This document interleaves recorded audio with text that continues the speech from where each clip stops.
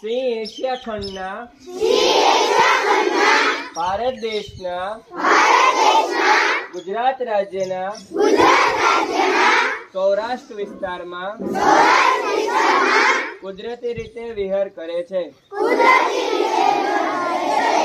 આપણા બધાના સહિયારા પ્રયાસોથી સિંહોની સંખ્યામાં